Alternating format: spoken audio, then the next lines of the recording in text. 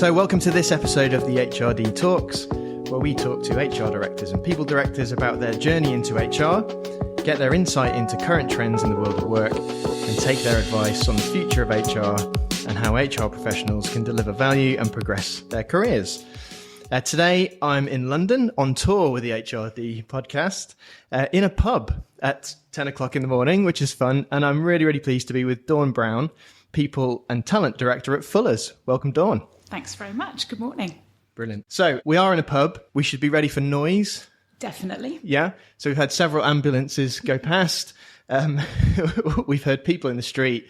Who knows what else might happen, but that's part of the charm and excitement of this morning. And I'm really pleased that you hosted us here today. My pleasure. Do you want to tell us a bit about Fuller's to start with? Yeah, Would that make sense, given we're in the Hercules pub? So we run pubs and hotels, just like this one. We run 200 tenanted businesses and about 180 managed businesses. We've got about 6,000 team members. We're an interesting organisation in that we are a PLC listed organisation, but we're also family at the heart, and our families are still very involved in the running of the organisation. If I were to say one other thing, it would be that we are a values-led organisation in everything that we do and all of the decisions that we make. Yeah, brilliant. And we'll talk more about Fuller's, but in terms of your journey to where you are now, where did you start out? Certainly nowhere near people or HR. I wonder how many people say this to you, but I had never intended to work in HR. In fact, I'd never even heard of HR at the beginning of my career. I started life working at British Airways, working in the catering team, looking after contract caterers, managing menu development, those sorts of things. And then I went on to train as a project manager. Actually, I was quite organised and structured and thought that might suit my skill set. So I had a bit of a bash at that. Probably my first foray into the world of people, I was invited by one of the leaders at BA to get some people experience. And I was invited to go and manage and lead a team of baggage handlers, which certainly was a baptism of fire in terms of people and leadership. But I loved it and hated it in equal proportion. It was an amazing way to learn about the heart of people and how you get the best out of people and what people need from you as a leader. So I loved that. And that almost became then the theme of my career, was working in leadership. So I'd still never heard of HR. I still didn't understand what HR was, but I knew at that point in my career that leadership and people was the success or failure almost of every organisation. And I went on from there to work at Quantas, leading very different people, cabin crew. There was some fun employee relations stories from that time. I'm sure. You would have loved them, Nick. But I spent 5 years there and again, absolutely loved the leadership element of what I did. And it was really Compass Group that took a chance on me. As I think I said to you earlier, that recruitment consultants said I was the wild card candidate, which I'm not sure is a compliment. But I went to work for them as the head of training with no training experience and having never worked in a people team, in an HR team ever before. Sounds perfect. It was great. Yeah. I mean, what they needed was a leader to work out what their vision was, to coalesce people around that vision and then to deliver really strongly. And I learned a lot. I spent 3 years there. The culture of the organisation probably wasn't the perfect fit for me. But I am grateful to them hugely for what I learned. And it was when I left Compass that I came to work at Fuller's. Brilliant. 12 years ago. Brilliant. So we'll talk about Fuller's in a second. I'm intrigued by the baggage handlers and the cabin crew, to be honest. But so what kind of leadership lessons did you learn from those experiences? Or HR, I know you hadn't heard of HR at the time, but what lessons did you learn there? I learned very quickly that one size doesn't work, that everybody's an individual, and people, human beings, have a need to be treated as an individual. That even the toughest people have a need for support and recognition. I learned how to develop a thick skin, honestly. I learned how to have difficult conversations. I learned how to hold my own in a team of people. They taught me a great deal. I also learned about teams and what makes a great team. And no matter how much as the baggage handlers gave me a tough time when we were in our break room on our own, if we were out of the terminal, out aircraft side, and a member of another team gave me a hard time, they were not going to stand for it. Okay. So I learned some brilliant lessons there. Yeah. And cabin crew taught me a whole load more things, much more about how do you lead people that you don't work with every day, because you get 30 minutes maybe with them before they take off on a 13, 14, 15-hour flight. How do you have a conversation in 30 minutes that really impacts the customer experience in those 15 hours? The crew themselves get 6 minutes to brief. I mean, how do you create something in 6 minutes that makes a brilliant customer experience for the next 15 hours? It's a real skill set, and I learned a lot from those crew and how they did that. And what is the key to that? I think it's about connection and building connection straight away. Yep. It's about being clear on what you stand for and what you expect, but also about the connection that you build with each of those people in the team. And I watched the great crew leaders do that individually with everybody as they prepped for the briefing. And then the briefing became about, here's how it's going to go today. This is my expectation of you as a leader. Interesting. That's really interesting. And distilling it down into such a short space of time is amazing, isn't it? Skill set. Amazing. Yeah, I like that. Okay. And then you joined Fuller's. Yeah. Why? So I'm going to be really open here and say I was approached by the then people director of Fuller's, who I had worked with previously. And he'd come to work at Fuller's and he said, I think you'd love it here. I'm looking for a head of training. What do you think? So I duly did my due diligence, went on the website, looked at what was then the Fuller's website and said, no, thanks. It really looks like a very traditional group of grey men sitting around. It's not for me. Thank you very much. And he said, come out with me and visit some of our pubs and hotels and see what you think. And I spent a day in pubs, and I've never really been a pub person. And I saw firsthand what a special thing they are and how the community pubs create an environment for people to belong and to celebrate and commiserate with them. So I loved the focus on the customer experience. Yeah. But more importantly, I met the leaders of our businesses. And when I worked in Compass, the unit managers, as they called them, it was a job. It was a thing that they did. And they weren't particularly close to their businesses, honestly. I met our general managers here who run our pubs and hotels. And they're so varied.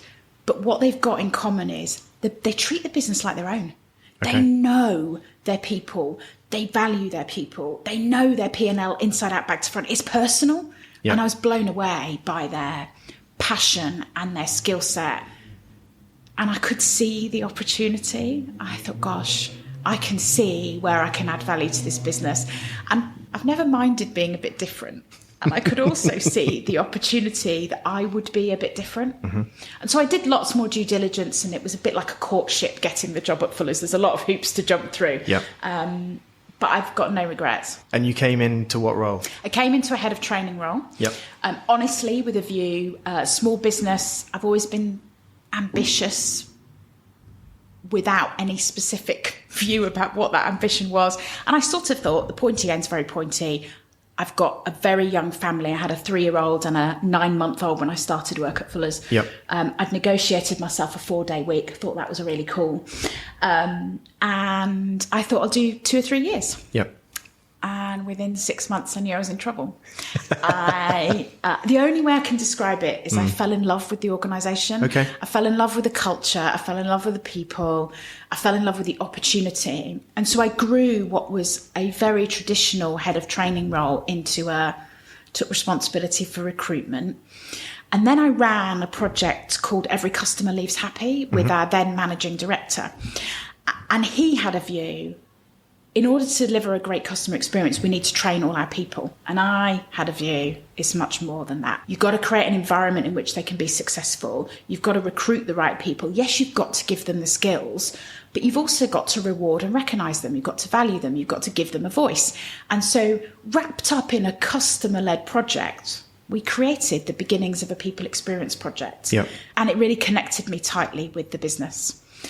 And I got to 5 years. I've never done a job for 5 years ever before. And I got to 5 years in that job. And I said, look, sadly, I think I've done everything that I can do in this job. Yep. And by fortune, by luck, an operational role became available. And I spent most of my career in operational roles, running half of our business. Yeah. And so I went and ran what we call our city business. Yes. It's about 100 businesses all inside the M25, about £3.5 million of sales a week. I looked after 7 area managers, and I went back to my operational world and again loved it. Yes. Loved it for a while. Loved being in that large leadership role again. Loved having the cut and thrust of the P&L responsibility. Loved the difficult labour conversations, all those things that often people don't like. But I knew probably that my heart was in the people things. And so it was at that point, I've always gone to learning in my career. When I've got to a point I feel that I need more stretch, love a challenge, I've gone and done some learning. And it was then I did my master's in people and organisational development, not really knowing what I was doing it for except for myself, because I wanted still to be really connected with the people element of things. So I did that while I ran the city business. And then the business changed significantly. This is pre-COVID. We made a decision as a business to sell our brewery, to sell the heart and soul of the business. It was a tough, difficult decision, not one I was involved in. And our CEO was then building a new business, a retail-focused business, and I was asked to be the people director. I was asked to sit on the executive team as that people director, and it was way too good an opportunity to say no to. Brilliant. And I guess that must have been a massive change. A lot of people know Fuller's for brewing London Pride. That's the only one that I was aware of. What was that kind of transition like from this is what we do with a bit of this to we're about retail, we're about pubs and hotels and manufacturing to that more customer retail focus? It's a little bit hard now when I look back to unpick that transition with everything else that happened, because we told the business that we'd made a decision to sell the brewery, and then we had to coexist with the people we'd sold the brewery to for a year and still run parts of the business for them. And we were still doing that when we went into COVID. So those things have become a bit meshed in my brain now. Yes. What I do remember clearly, and I can't think of another way to describe this, was a real period of grieving. Of the people in the business, a sadness about something that had felt like our beating heart. And of course, the difficult thing for the leadership team, or for the new leadership team and for the executive team, was to think about what now? How do you move away from that sadness? How do you give people a reason to stay with our business? How do you provide reassurance and confidence that there is a way forward, and the way forward is exciting and interesting and maybe a bit different? For me, the thing that I feel really positive about is the values of the business haven't changed at all. And we went through a process to relook at the values of the business to see if they needed to change, and they haven't. And I think that has provided a foundation for people. But of course, everything had to change. And I inherited a people experience, maybe wasn't as modern as it could be, that certainly wasn't focused and useful for a retail business. So one of the joys of my job was that I inherited a people team who needed change and were ready for change. And so I had to work out what that vision might be. I had to work out who I needed around me to deliver that. I had to sell that vision to the business. And then we had to start work on delivering it, all whilst building a reputation. One of the toughest things when I inherited the people team was that they had a terrible reputation with the business.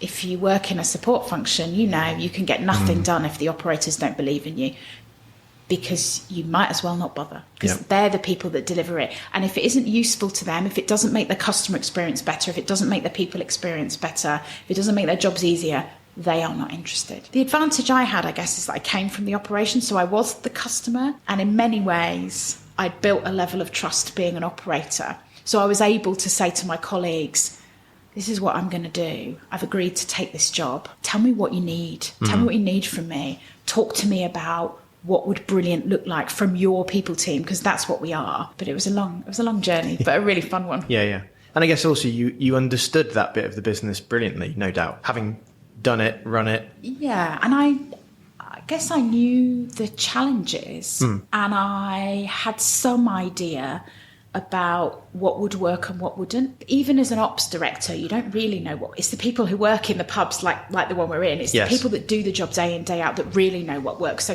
there is a danger of being an operator moving into a people team, and that's that you think you know the answers when actually you may not. So there's a lot of realisation that you don't know all the answers at all stages of your career. But yeah, I was very cognizant of that. Yeah.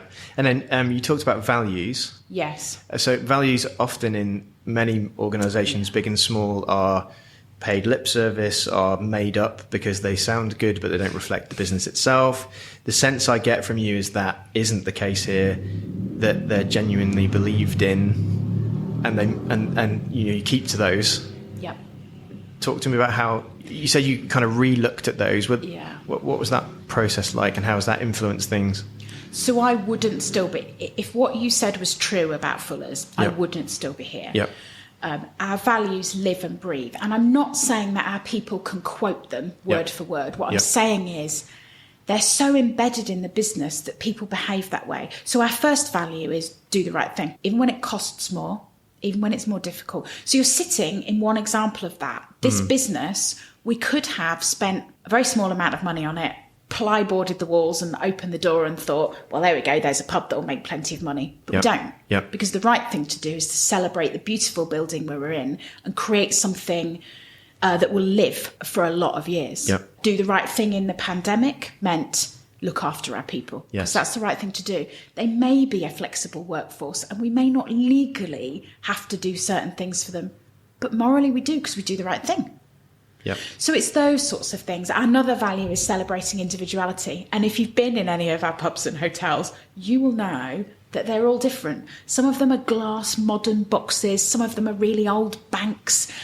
They're in different environments. Some of them are tiny community pubs with 2 or 3 people working in them. Some of them are in huge sites in stations with 60, 70 people. And we love that. Yep. We're not trying to create everything the same. They've all got different menus. They've all got a different range on the bar. We thrive actually on celebrating individuality in our businesses and in our people. So it's a real thing. It's a real thing. And one of the things that we talk about when we make decisions at exec level is how aligned is this with our values? It's just ingrained. It's part of our decision making. Yep. It's part of everything we do. It was part, our conference that we're preparing for. We have a company conference every year, and every year it's linked to the values. Every year, they are genuinely ingrained in everything we do. Yeah, that makes sense. Kind of leading on from that, hospitality, difficult to find people, difficult to retain people. How have you found that post-COVID? Let's say. Yes. I mean, that's one of the challenges of working in a hospitality business. It's a fairly transient workforce. Yeah. And we know that a stable team in a pub like this, a stable team is a happier team, delivers better customer experiences, puts more money in the till. We know that. That sounds easy, doesn't it? So just get people to stay with you longer. Well, why would you do that? The thing I've learned about the recruitment crisis, as people talk about it, is it's nothing to do with recruitment. It's to do with retention. If you keep your people, you don't have a recruitment problem. And retention for us is broadly about 2 things. And we know this because we asked our people, there's a theme here, we do a lot of listening. We asked our people, why do you stay? What do you love about Fuller's? And they said, we love the family caring culture. That's really important to us. And secondly, we love the progress at pace. Okay. So we do training properly here, but I can do it really quickly. Okay. So we have hundreds of examples of where you can come in as a front of house team member and in 5 years lead a business like this. In fact, Harry, who runs this business, amazing Harry, is an example of that. He's done exactly that. We have hundreds of examples where you can join our business as kitchen porter and become a head chef. 65% of our general managers are homegrown. Yep. And so we invest a lot of money in training and development of people, real training and development that provides real careers. Yep. We have an apprenticeship program, which isn't just about numbers and tick box. It's actually, we send all our chefs away to college 1 day a week that we pay for. So it's a real apprenticeship program.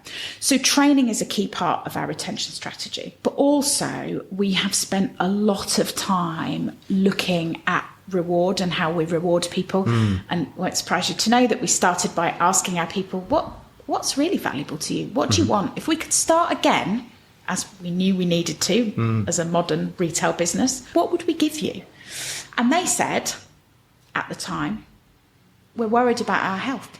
We can't get a doctor's appointment. We can't afford an eye test, and we can't afford our prescriptions. So we said, excellent, we can fix that for you.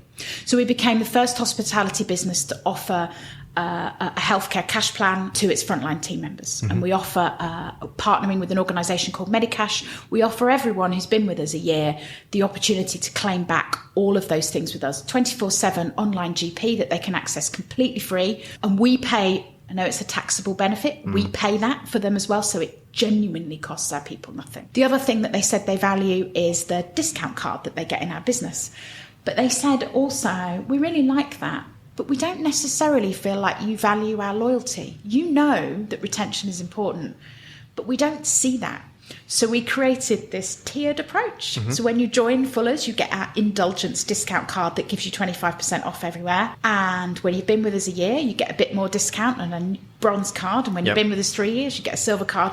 And when you've been 5 years, you get a lovely sparkly gold card that gives you a 40% discount in any of our businesses. So we spent a lot of time looking at reward and from the perspective of our team members about what really makes the difference for them. And then more recently, as we've begun to fix the fundamentals and fix the reputation, we've gone on to learn more of the nuanced things. So what do our people tell us now about why they stay and why they go? It's actually not about what we do centrally.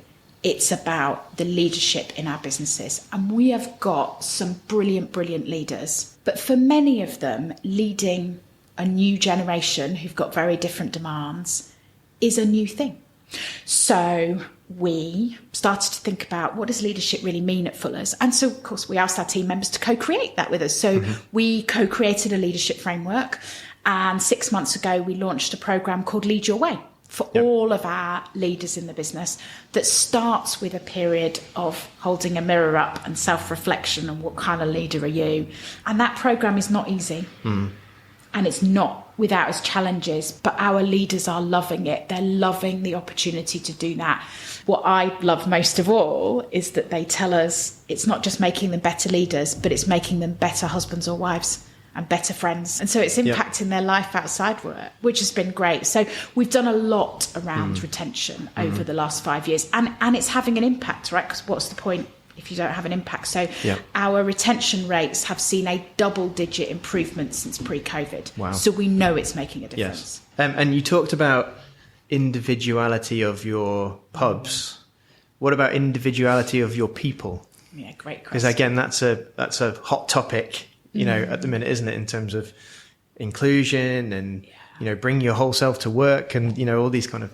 Great question. Yeah. Really good question. So when you look at Fuller's from the outside looking in, I would be willing to bet you don't necessarily see us as high on the inclusion agenda. We are a family-led business. We're a pub business, and historically maybe the pub trade isn't known for its inclusion.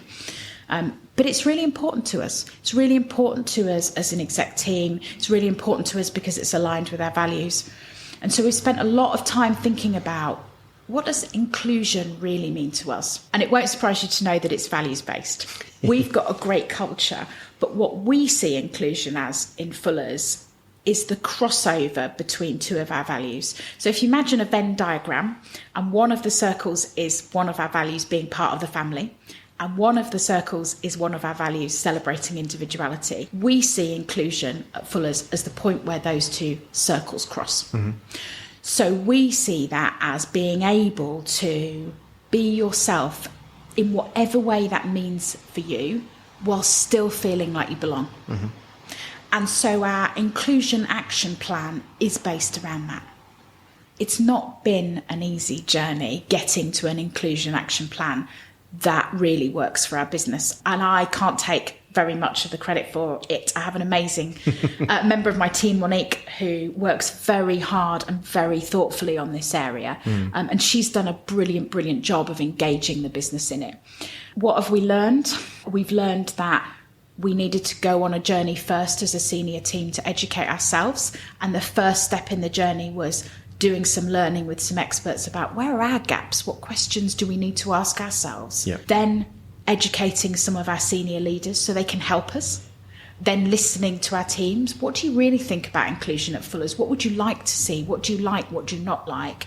And from that place of a little bit more expertise, way far from experts, a little bit more expertise and a bit more knowledge, creating something that works for our business. And what we've chosen to do actually is focus on a couple of things that we feel really passionately about. One is around age. We know that post-pandemic, a large proportion of our workforce, the growing proportion of our workforce was 16 and 17-year-olds. And those over 55 had started to leave us. And that didn't feel good. So we've been on a huge journey to attract more over 55s back into our workforce, which has been really successful. We now get 5 times as many applications from over 55-year-olds than we did before we started this journey. And we've got hundreds more in our business than we had before we started. And the other area that we chose to focus on is around intellectual disability. And we chose intellectual disability because we have a shining star, a general manager in one of our businesses that does this brilliantly. And so we thought, well, if we could turn up the dial on that and share that expertise, we could create genuine careers for people with intellectual disabilities. So rather than trying to do everything, we found it works for us to pick 1 or 2 things and try and do it really well. Will it be like that forever? Am I learning every day in this area? Absolutely. But I'm really proud of what we've done so far. And then what about you personally? So you described earlier the fact that you kind of looked at Fuller's from the outside, whatever it was, 12 years ago, and thought, maybe not for me, white, male, older, whatever, those, let's be honest, sector-wide stereotypical view of the kind of pub trade, I suppose. And then you came into that. It sounded like partly because you thought you could be a bit of a change agent. I get that sense. How's that been and how does that feel now? I love it. I'm really fortunate in that I love my job, and this probably is going to make people be sick into the nearest bucket. But I genuinely feel like I'm in the job that I was born to do, in the organisation that I was born to be in. I have loved every moment of my career with Fuller's. I'm surrounded by great leaders, people who will challenge me. I'm surrounded by people who are passionate about making this organisation successful and making it better, not just for our shareholders, but for our people too. And so I feel like I've grown up here. I've been on a personal journey with the business. For me, the culmination of that was last year being invited to join the board, invited to join the PLC main board as the first ever female executive director. And that, it feels slightly like I don't deserve it. It feels slightly like that feels like and it feels like a weight of responsibility. But the board have been incredibly supportive in helping me grow into that role. And our CEO is a real advocate for women, a real advocate for inclusion, a real advocate for talent in the business, however that looks and feels. I couldn't speak more highly of the 12 years I've had with the business, and had it not have been like that, I wouldn't still be here. I don't believe in staying at work. And for me, the last 12 years have helped me work out what is my purpose in life, what do I really believe in, and finding an organisation and a role that helps you live your purpose is just brilliant. It feels great, and certainly I feel very lucky to be here. And you get that talking to you. It's kind of an infectious positivity about it all. What about the future? Not necessarily for you, but for the business? Still stuff to go at, presumably? I mean, still stuff to go at, definitely. I'm not sure I've ever met a people director that thinks their job is finished. I think we've laid some strong foundations in the people team, and there is lots and lots more to do. There's always opportunities to create better people experiences. There's always opportunities to have more impact on the business. And for the business itself, we have come out of COVID stronger. We have a great team of people. We've got some really strong capability in our business, and we look forward to delivering more businesses like this. We've got an exciting plan for the year ahead, creating more great pubs and hotels, developing our people to run them, and continuing to be successful. So the world feels positive for Fuller's right now. No, that's great. One of the things that, I guess we started the podcast for was to be a resource for HR professionals and to hear, great stories about people's progression through their careers and kind of sharing their experiences and that kind of thing. If you were starting out now, or if you were advising somebody who was starting out now in that people world, what would your advice be? So firstly, I want to say I'm not sure why they would listen to me.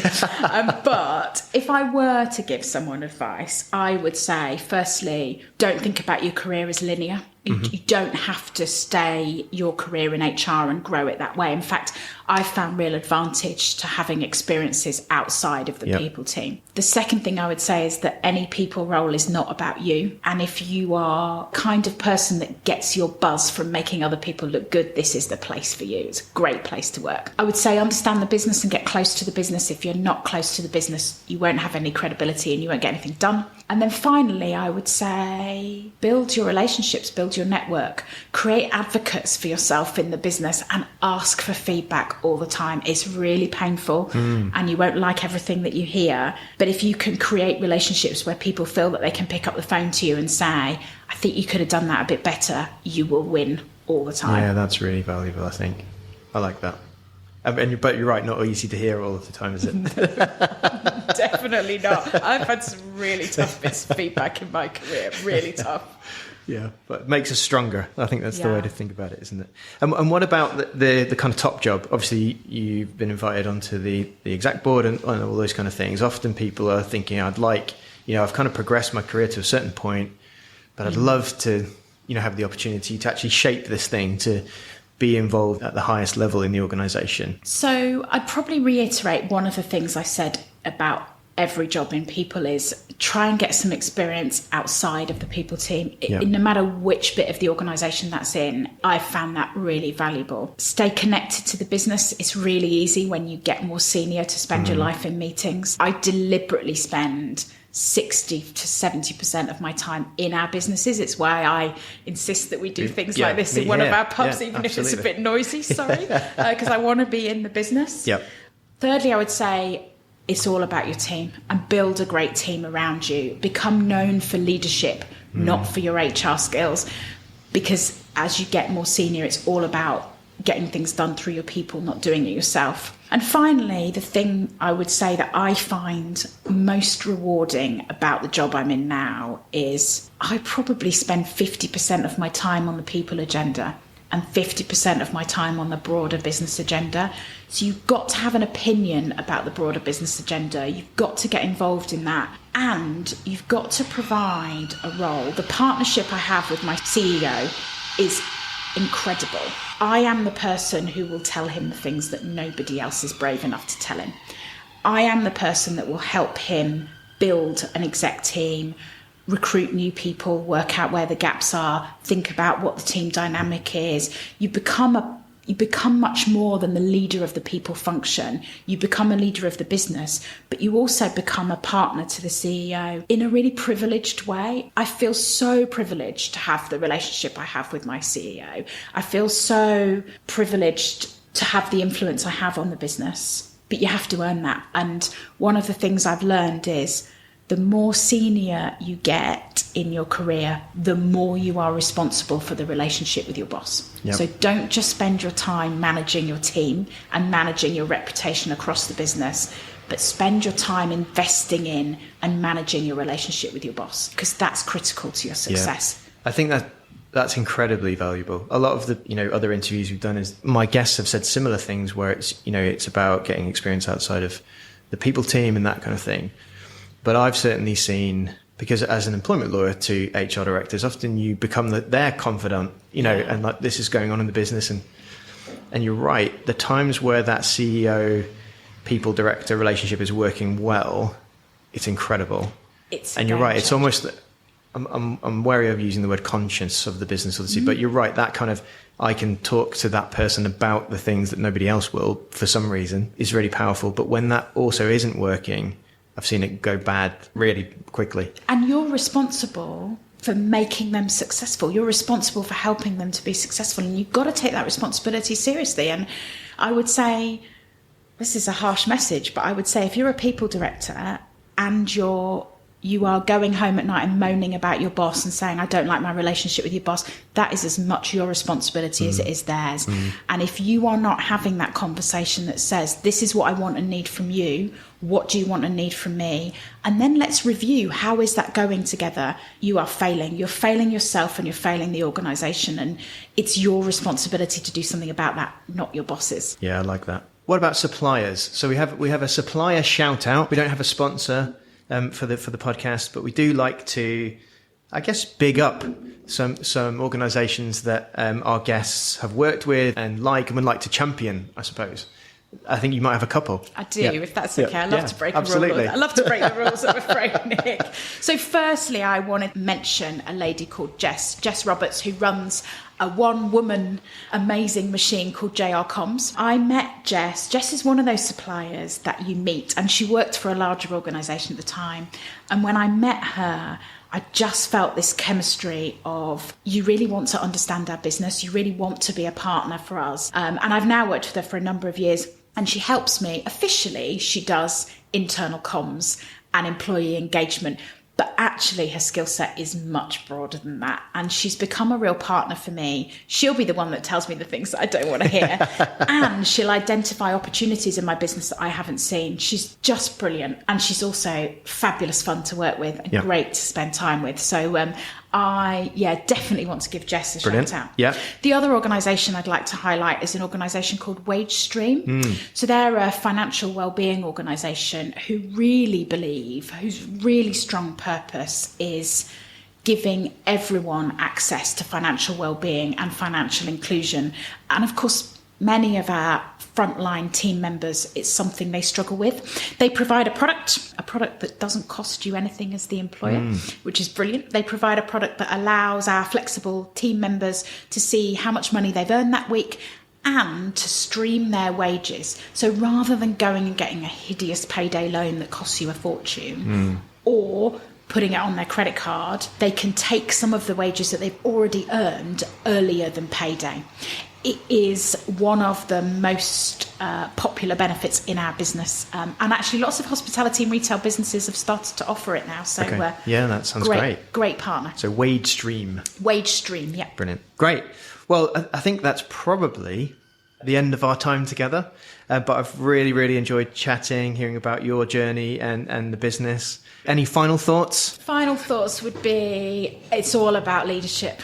The people function really is all about leadership of yourself, of your team, of your boss, of the business. And for me, that's personal. Don't let people tell you that you don't take it personally. It is personal, right? Because it's part of who you are. It's part of your identity. And if you can be thoughtful about your leadership, authentic about your leadership, and constantly challenge yourself to be a bit better tomorrow than you were yesterday, you'll feel good, I think, and everything else flows from that. Brilliant. Thank you. And thank you again for hosting us at this fabulous pub, the Hercules. It's my pleasure. I'm hoping that the bar is going to be open soon. Of course. Are we late enough for that yet? I don't know. We work in hospitality. We love to provide hospitality. So thank you for coming. No, it's fantastic. Thank you so much. Thanks for listening to this episode of the HRD Talks podcast. Hopefully you found the discussion helpful. If so, please follow us on your podcast provider to be notified of future episodes and share with friends and colleagues. For more information on the podcast, please visit actons.co.uk/the HRD Talks.